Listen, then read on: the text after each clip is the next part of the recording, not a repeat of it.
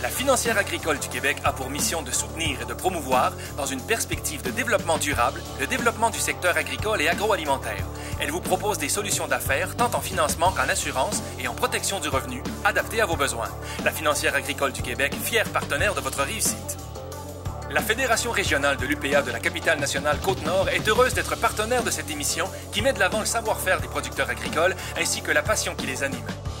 Nous sommes fiers de faire partie de la recette.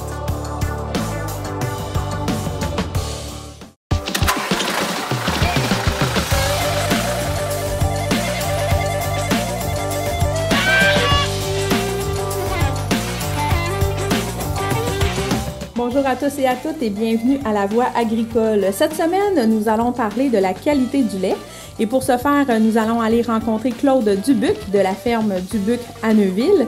Et ensuite, nous allons parler avec Judith Tremblay, qui est conseillère chez Valacta. Et pour ce faire, nous allons nous rendre à Pont-Rouge à la ferme Gilles. À Gilles, les vaches mangent quoi? Ouais. Le Gilles de me répondre du foin? Non, jamais.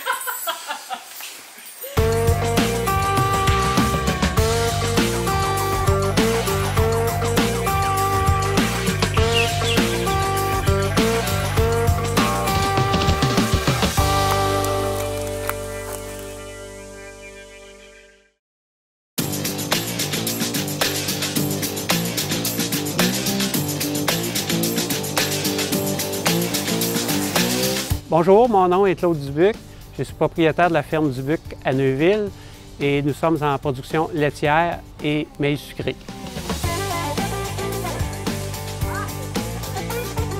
La ferme Dubuc existe ici à cet emplacement depuis 1757. Mon fils Samuel se trouve être à la 12e génération. Et puis, à partir depuis ce temps-là, ça a toujours été le lait, la production laitière qui a dominé. Puis, depuis environ 50-60 ans, on a intégré la production de maïs sucré aussi. Donc, en tant que producteur laitier, vous devez, il y a toutes sortes de choses à faire, à respecter, des règles à respecter pour s'assurer de la qualité du lait. Tout d'abord, parlez-nous de l'alimentation des vaches. Qu'est-ce qu'il y a de particulier pour avoir du bon lait? Bien entendu, de base, une ration de foin sec est appropriée pour avoir une bonne qualité de lait. Ensuite, quand on parle toujours de fourrage, l'ensilage on peut s'exprimer de cette façon-là en disant que c'est du foin humide pour monsieur, madame, tout le monde. C'est bien pour les animaux. Ensuite, on peut intégrer le maïs, l'orge, le soya, maïs en silage. Je pense qu'on a fait pas mal le tour des éléments importants au niveau de la nutrition. Et comment vous faites pour savoir les bonnes recettes? Comment on invente ces recettes-là?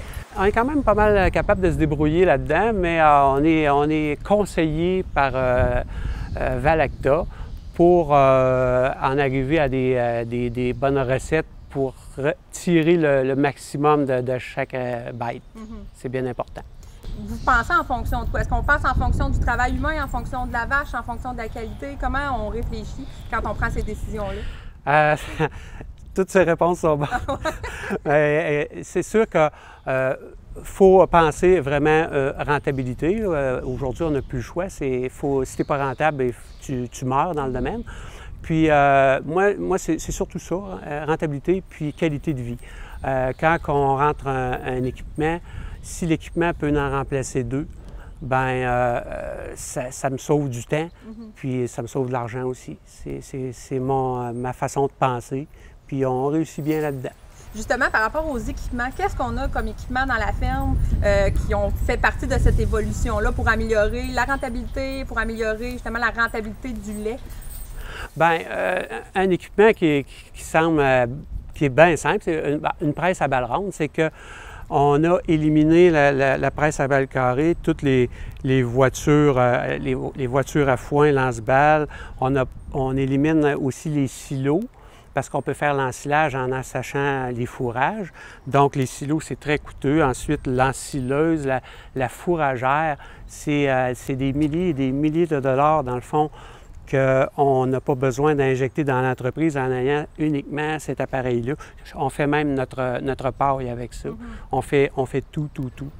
Fait que c'est vraiment un exemple là, des équipements qui sont rentables. Aussi, le robot de nutrition, aussi, c'est quelque chose qui nous sauve 2 heures par jour, puis qui donne une régularité au niveau là, de la consommation des aliments.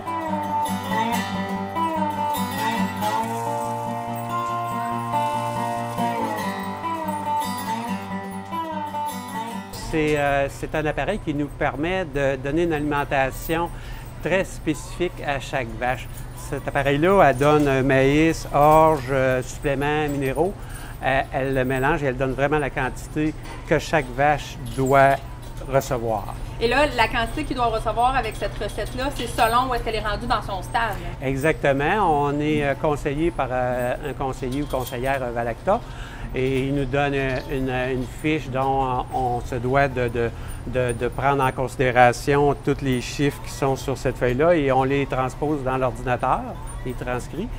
Et puis, à partir de ce moment-là, la vache a vraiment ses quantités, puis on se rajuste une fois par mois. OK. Ouais. Donc, tout est programmé, tout est automatique, ça oui. part tout seul? Absolument. Ça, c'est un robot qui peut avoir une possibilité de 10 départs par jour. Nous, on l'a programmé pour 4 repas. On trouve que c'est suffisant. Et puis, on ne s'en occupe pas et il part aux heures programmées. Puis aussi, il se remplit de façon automatique et il nous sauve un bon 2 heures par jour. Oui, bien c'est ça. J'allais dire que c'est quoi l'avantage d'avoir une machine comme celle-là au niveau peut-être justement des ressources humaines et de la qualité de lait? Bien, c'est ça. C'est que surtout, la qualité, c'est bien, mais c'est le rendement. Le rendement en lait, c'est qu'on a une augmentation d'environ 6 à 7 kilos par vache à cause de la ponctualité des repas et puis de la mesure précise. OK. Ouais. À cause que c'est justement très juste comme recette. Exactement. Okay. Exactement. Et comment de fois, justement, vous devez l'ajuster? Est-ce que c'est bon par rapport justement aux vaches, là, où est-ce qu'ils sont rendus, j'imagine? Oui, bien, c'est quand une vache veille, on fait une programmation temporaire avec une augmentation graduelle, mais aussitôt que le conseiller Valacta passe, là, il nous donne les recommandations, puis on rentre ça dans l'ordinateur. Donc, c'est une fois par mois en principe. OK. Pas pire. Mais comme je dis, je suis pas rentable. Je suis ouverte pour faire ça bénévole, mais je ne rentrerai pas dans votre argent. Les normes de salubrité, de qualité que vous avez, autant avec soit le MAPAC ou le lait canadien de qualité, à quoi ça ressemble en gros, là, les normes que vous devez respecter? Bien, dans le fond, c'est quelque chose qui est quand même pas compliqué. C'est tout simplement l'hygiène à son meilleur. Donc, à ce moment-là, on est quand même capable de respecter facilement le 121 000 de bactéries qui est exigé et le 400 000 de leucocytes. C'est la même chose. C'est tout le temps... C'est vraiment d'être tout le temps aux aguets puis d'avoir un équipement à point propre. C'est la propreté, c'est l'hygiène. La ferme, c'est comme ça. Et pour tous les producteurs de lait, c'est les mêmes réglementations? Exactement. Avec le programme LCQ, on se doit vraiment de respecter ça, puis on est inspecté à toutes les années, soit sous des autodéclarations ou des inspections sur place par des inspecteurs. Il y a des gens qui se déplacent aussi. Ah, absolument, absolument.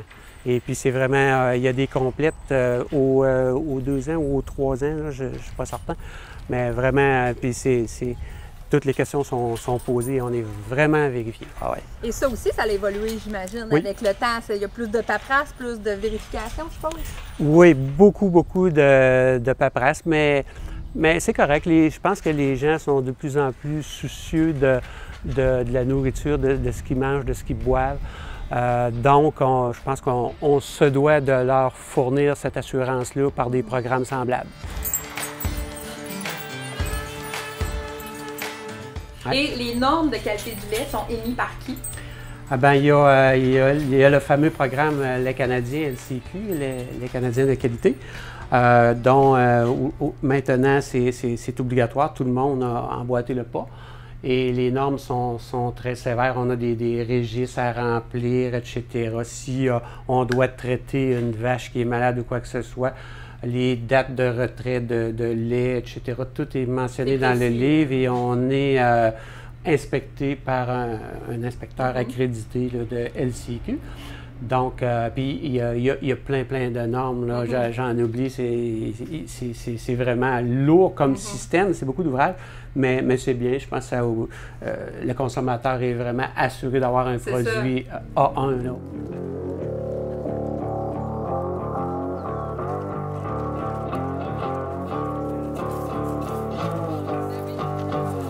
ça nous fait d'avoir de la relève? Ça fait du bien, Ouais.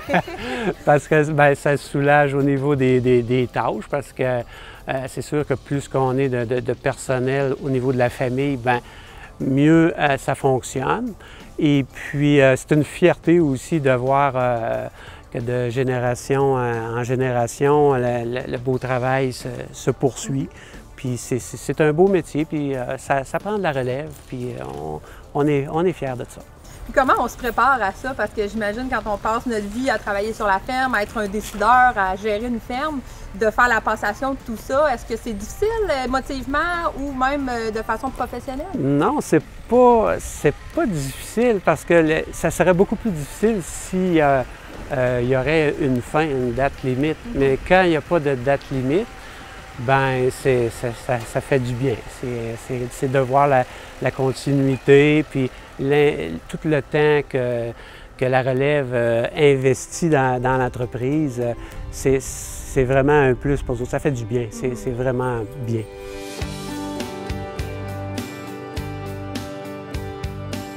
Parlez-nous un peu de comment vous voyez l'avenir de votre ferme. Bon, oui, il va y avoir des investissements, ça grossit, mais comment vous percevez cet avenir-là de la production laitière et de la ferme du Buc? Ben, je le vois d'un œil prometteur. J'ai beaucoup confiance en ce qui concerne l'entreprise. Je ne suis pas inquiet, je suis plus inquiet peut-être au niveau de nos décideurs. C'est sûr et certain qu'il faut que le lait conserve un prix quand même raisonnable, qu'on soit capable d'en vivre, parce que c'est ça qui m'inquiète le plus. La balance, on vit bien avec ça, puis on a de l'ouvrage en masse, puis on a des beaux petits projets, puis on s'en va avec ça, puis on est bien heureux, là. Eh oui, je pourrais donner une livre. Merci. Et bébé. Comment vous voyez justement le travail que vous allez faire avec Samuel pour, dans le fond, les années qui viennent? Travailler en équipe encore ensemble, en famille? Absolument. On a tellement de beaux projets qu'on est à côté. Il faut mettre l'épaule à la roue dès maintenant.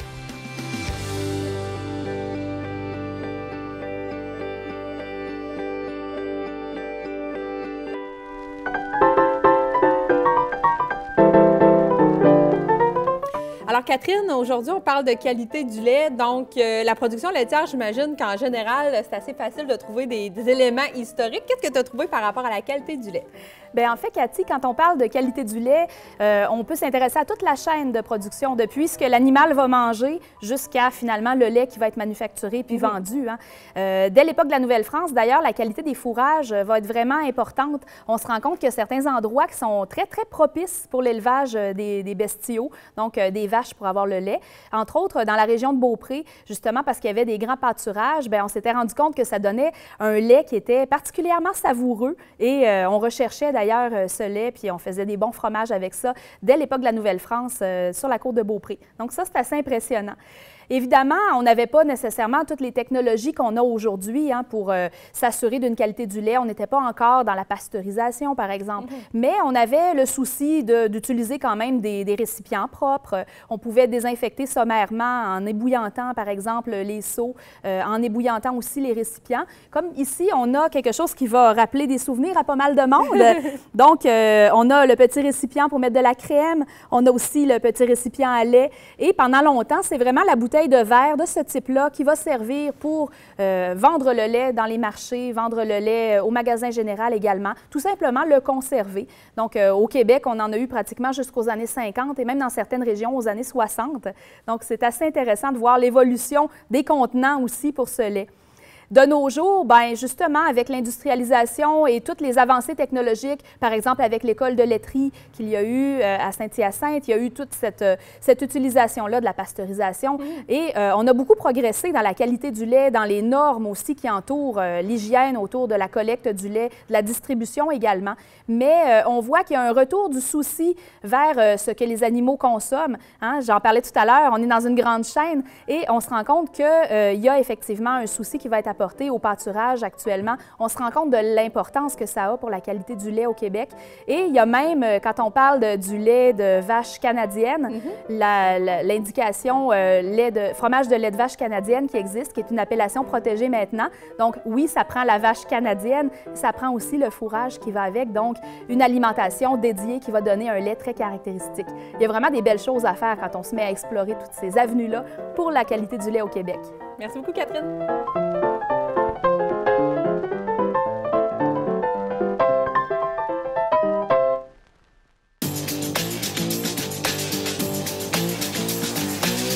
Bonjour, je m'appelle Judith Tremblay, je suis conseillère en production laitière chez Valacta et nous sommes présentement à la ferme Gillot à Pont-Rouge. Là, tu laves les bottes avant? Ouais, c'est ça. Tout le temps.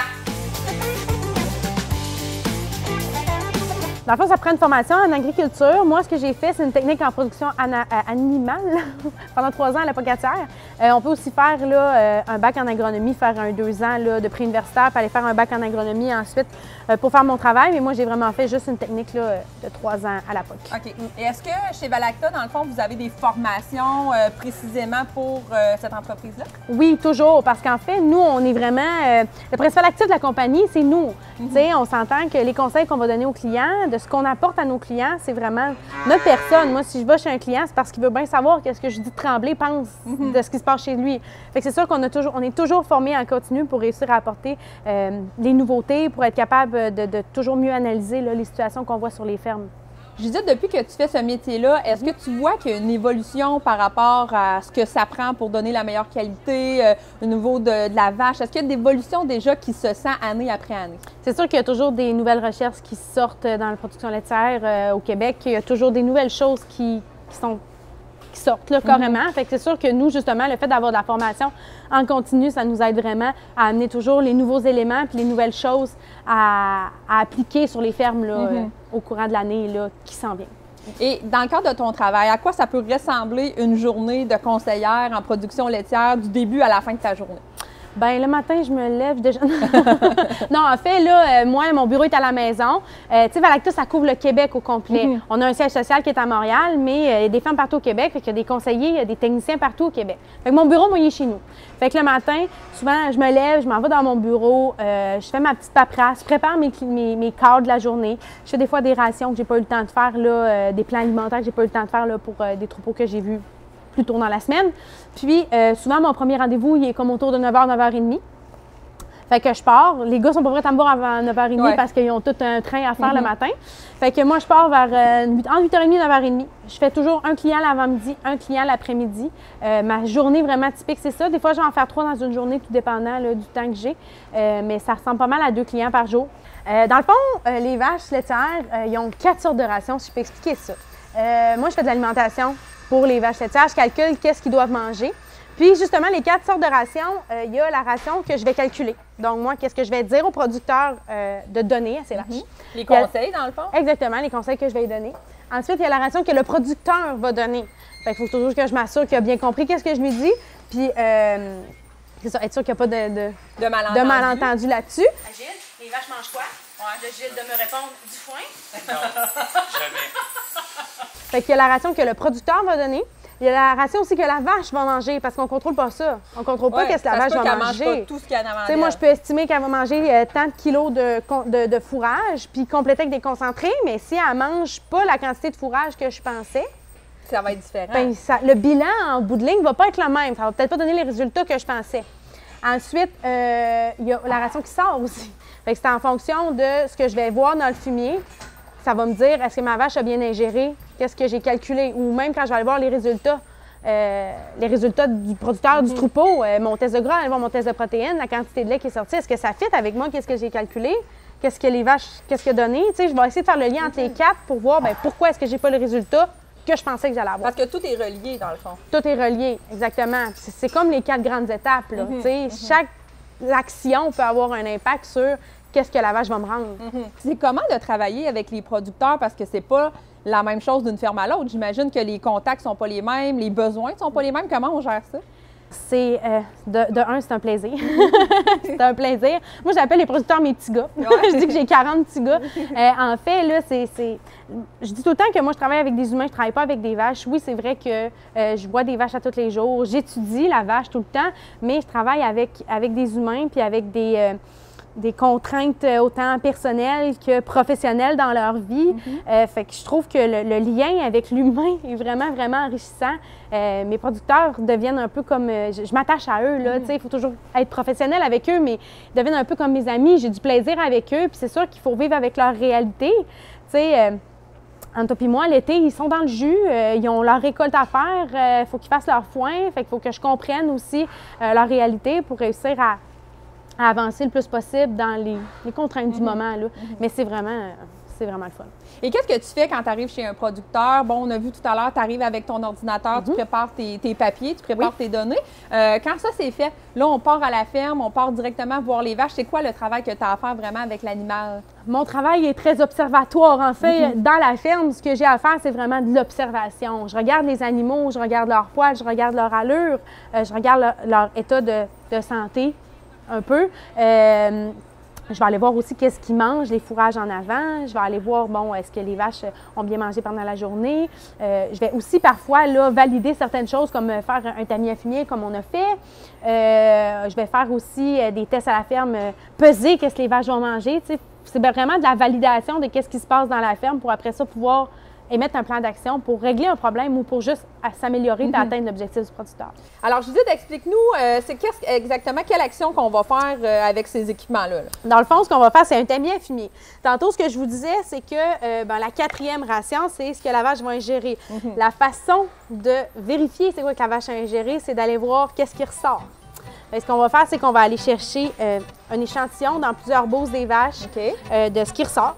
On va mettre dans le tamis, puis on va laver ça pour voir qu'est-ce qui reste là-dedans.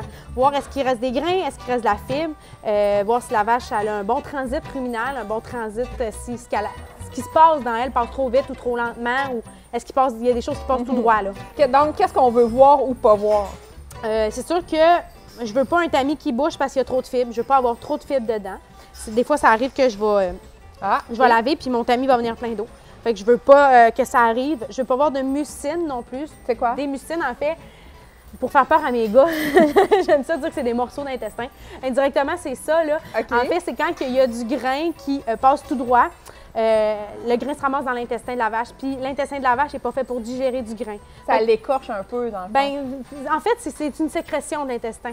C'est une façon d'intestin de se défendre, de sécréter des mucines, puis ça va faire des espèces de petites boules noires gluantes dans mon tamis. Puis je ne veux pas avoir de grain non plus, là, idéalement. OK. C'est pas quelque chose, c'est ça, c'est pas dramatique, c'est juste après ça. Non, les vaches sont en santé, tout va bien, c'est juste des ajustements. Ces ajustements qui peuvent ramener des sous dans les producteurs. Parce qu'on s'entend que ce maïs-là, il a payé pour l'acheter. Puis ça va dans l'eau. La vache, elle ne transforme pas. Et tantôt, on parlait au début de l'évolution de tout l'aspect de la production laitière. Comment tu vois ça dans les années à venir? Parce que ça va vite. Il y a des nouvelles technologies, il y a toutes sortes de choses qui se passent en production laitière comme dans d'autres productions. Comment tu vois un peu cette évolution-là dans la production? C'est sûr qu'il y a beaucoup de changements. On s'en va beaucoup vers la robotisation, on s'en va beaucoup vers tout ce qui se fait automatiquement. Je pense que éventuellement, il faut toujours avancer, il faut toujours essayer d'aller chercher les nouvelles technologies, mais toujours être plus performant parce que veut pas, ça coûte de plus en plus cher faire notre lait. Fait qu'il faut que les vaches, ça suive, il faut que les revenus suivent. Pour ce qui est de la robotisation, je pense qu'il va toujours avoir une catégorie de gens qui vont se lancer là-dedans, mais il va y avoir une catégorie de gens qui vont être un peu moins à l'aise dans ça. Est-ce qu'un jour, on va en venir à ce que tout le monde soit comme ça? Je ne le sais pas. J'ai de la misère à m'avancer là-dessus, mais il y a tellement de monde différent. Il y a tellement de gens différents, il y a tellement de façons de faire différentes. Fait qu'en faisant le métier que je fais, j'ai de la misère à me dire qu'on va s'en aller toutes vers la robotisation. Là. Et c'est pas tous les producteurs qui font affaire avec Valacta, qui font affaire avec des conseillères comme toi. C'est quoi le plus-value peut-être d'un producteur de faire affaire avec une entreprise comme Valacta? Bien, c'est sûr que moi, mon contrat que je prends souvent avec mes clients, c'est bon, OK, c'est vrai, moi, je vais passer chez toi une fois par mois tout le temps. Ça va te coûter tant. Souvent, ce que je vais prendre comme contrat avec mes clients, puis je suis vraiment à l'aise de le prendre, c'est que si on travaille en équipe, puis on s'entend, je mets un accent sur le mot « travail en équipe », on va être capable d'en faire plus que ce que je vais te coûter dans une année de l'argent. Il faut vraiment qu'on travaille ensemble, puis qu'on avance ensemble, puis qu'on pose les actions ensemble. Puis comme je te dis, c'est vraiment à condition qu'on travaille ensemble, parce que sinon, sinon, c'est vrai là, que si on travaille un contre l'autre, je vais te coûter quelque chose, mais je vais être une dépense, je ne serai pas une source de revenus. Ce ne serait pas un investissement. Exactement. Les producteurs, oui, sont en quête de performance, mais les producteurs sont en quête de relève. Et en quête de relève, pas juste sur les fermes pour reprendre les fermes, en quête de relève pour les intervenants les aussi. Professionnels, oui. Fait que moi, quand je suis arrivée, puis je me souviens, ici, à la ferme Gilot, c'est le premier client que j'ai fait dans toute ma carrière, oui. C'est le premier client. Il était compréhensif au bout, là, tu sais. Puis c'est sûr que je poussais peut-être pas mes conseils là où je suis capable de les pousser maintenant avec presque 5 ans d'expérience. Sauf que il était compréhensif, puis il m'a aidé à évoluer là-dedans. Fait que les gens sont super compréhensifs. Fait qu'il faut pas penser que ça va être... Oui, c'est intimidant. Il ne faut pas penser qu'on va sortir pas vivant de là. Et qu'est-ce que tu espères dans les prochaines années? Est-ce que tu te vois faire ce métier-là encore? Est-ce que c'est quelque chose qui t'intéresse pour du long terme comme métier? Bien oui, c'est certain que je veux faire ça encore longtemps. Tu sais, je développe une relation avec mes clients au fil des années, puis c'est toujours plus fleurissant. Je me dis, mon Dieu, tu sais, si j'en ai encore pour 10 ans avec eux, ça va être quoi dans 10 ans? Là, ça va être merveilleux.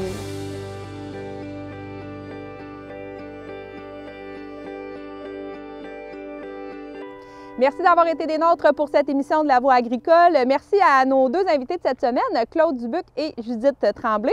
Et j'espère que vous avez pu en apprendre davantage, tout comme moi, sur les aspects de la qualité du lait. Et comme vous avez pu le constater, les producteurs laitiers font vraiment beaucoup d'efforts pour donner le meilleur lait possible aux consommateurs. Alors sur ce, je vous souhaite une très belle semaine. 3, 4. Babylon, where we dance. Whoa!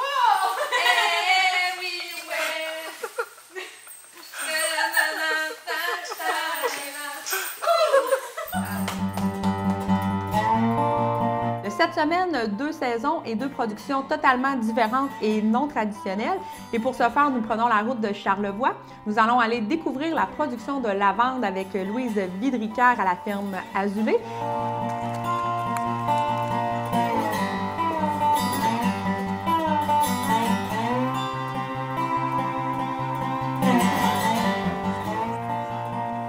Également, nous allons rencontrer Marie-Josée Ladouceur de Safran Charlevoix.